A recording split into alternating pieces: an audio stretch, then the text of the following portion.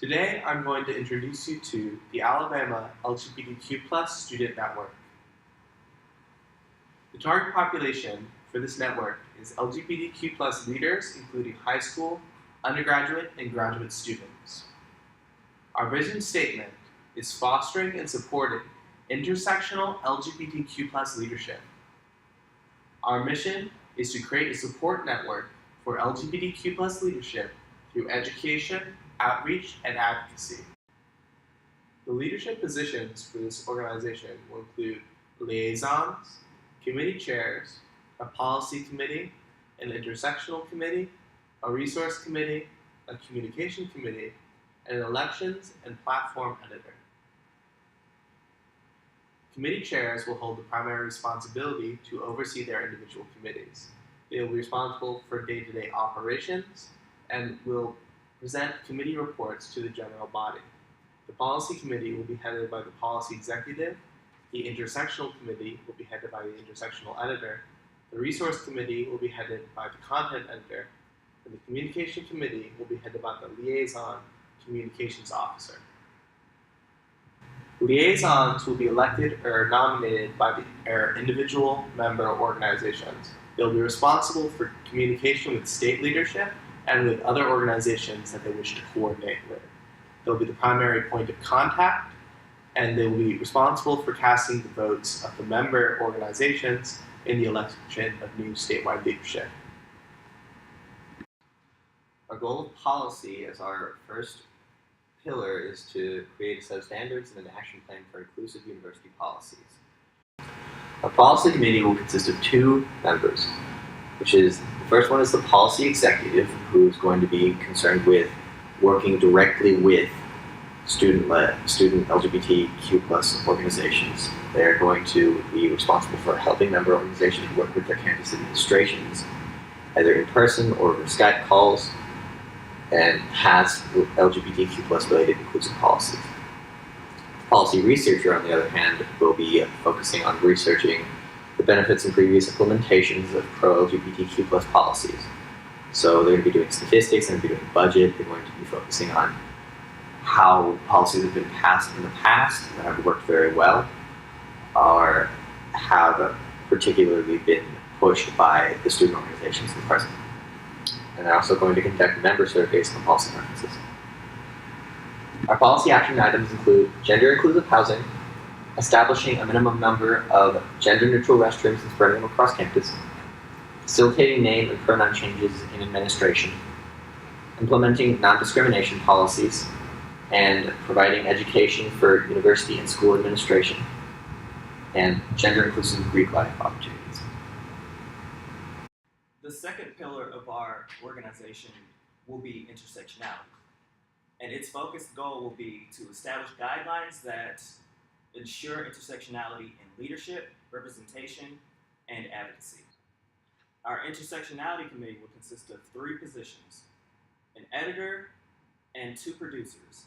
The editor will be the chair of the committee, and their job will be to curate and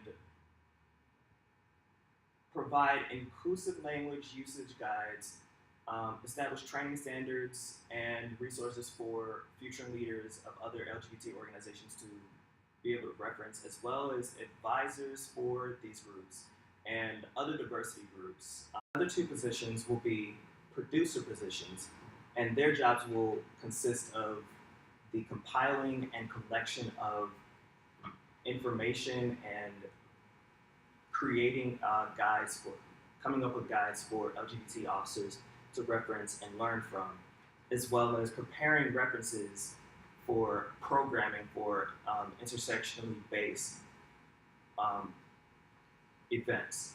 Intersectionality's action items will be to promote the creation of student and faculty organizations that focus on LGBT intersectionality, fostering queer and trans people of color representation amongst other minority community-based organizations, developing standardized training and guides for incoming and current officers in LGBT organizations, as well as recommendations and on collaborations with other organizations to cover gaps for representation for personal knowledge on marginalized groups, to take space and make space, and to speak to one's own experience. Our third pillar is resources, and its goal is to create online resources for clear programming, organizational structure, policy proposals, and public relations. The resource committee will have 4 members. The first member is the content editor, who will also serve as the chair of this committee. The content editor should have experience in technical aspects of writing, such as grammar, organization, and spelling, and also be up to date on appropriate language for talking about LGBTQ+ identities and issues.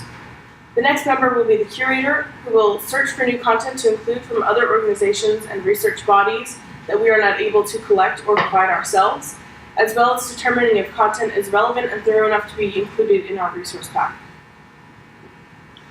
The third position is the producer, who should have video editing experience.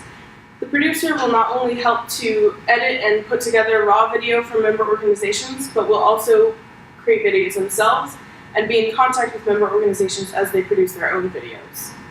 The fourth position is web designer. This person should ideally have coding experience and will help us create the online archive of our informational resources, as well as do aesthetics and layout for the website. The resource action items will include a responsive interface with the ability to suggest content, to request unlisted content, and how to get information on being a member organization. The content categories will include contacts for all member organizations, programming, meeting content, reaching out to the general public, LGBTQ+ basics like identities and how to talk around those identities, and voting, as well as how to run for leadership positions in LGBTQ+ organizations, how to utilize those advisors, how to keep member retention up, different leadership styles that they might utilize, and how to use pronouns. We will provide this content primarily in the form of presentations and informative videos, but will also include step-by-step guides, instructions, and guidelines.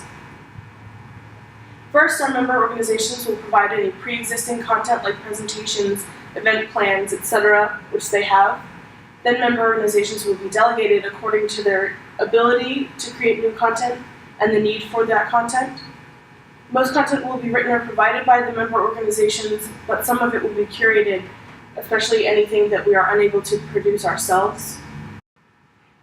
The final pillar is communication. Its goal is to establish a liaison in each LGBTQ+ member organization for effective communication. Communication committee will be comprised of 3 members. The chair, the liaison communication officer, will maintain contact with current liaisons and establish liaisons with newly formed groups. The public relations officer will be the administrator of social media pages and will manage promotional campaigns.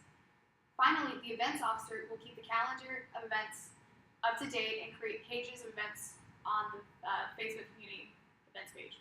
Its action items include but are not limited to improving the Discord server so it can be used for effective communication between members, distributing the contact information of LGBTQ+ organizations with other members, establishing a date by which to have liaisons elected from each group, and establishing regular monthly meeting time. We'll also create a community calendar with the events of member organizations, and it will establish a central form of communication. For elections, each member organization will be able to vote through their respective liaisons. Each member organization is able to utilize 1 vote per organization, but schools may have multiple liaisons and thereby multiple votes only if they have multiple member organizations on their respective campuses. For elections, candidates will submit anonymous platform descriptions detailing their experience and their goals for the position. Voting will be carried out online after officers have gone through these platforms to review them for anonymity. The election editor will screen and review platform write-ups for identifying information. Some will be unavoidable, but we will try to keep this process as anonymous as possible. The election officer will curate the voting platform and upload the campaign material. If the EO is running for a position, a volunteer will be selected from the outgoing officers for this job. The purpose of this process is to avoid bias and favoritism and elect the most qualified candidates. An important element of this organization will be sustainability. Younger members will be encouraged to participate in the organization and will have the opportunity to shadow older officers and learn from their experience. All producers and officer duties will be documented in writing. This will be passed on to future officers that will further detail how they successfully accomplished their jobs. We will also strive to offer volunteer opportunities so that young leadership will continue to grow. What's next? Well, we formed a constitutional committee to turn the document and presentation you saw today into a constitution for our organization to carry forward into the future. As this constitution is being drafted, we will reach out to your individual organizations and ask you to nominate liaisons to be our primary points of contact. We will then send out the rough draft of this constitution to those liaisons for a comment period. After that time has passed, we will take all the comments we have received and edit the document as necessary, making changes to ensure that you feel this organization can best serve your needs, interests, and desires.